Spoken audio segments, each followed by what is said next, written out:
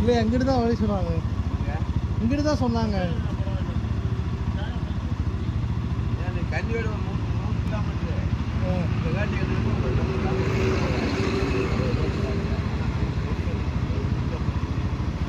கன்னியோடி லோலாப்பூரில்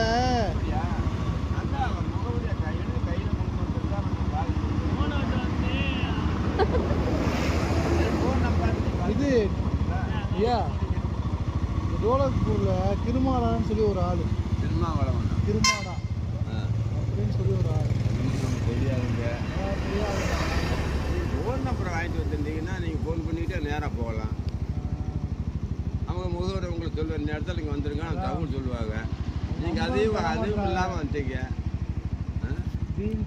ராஜு தெரியாதுங்களா? தெரியாது.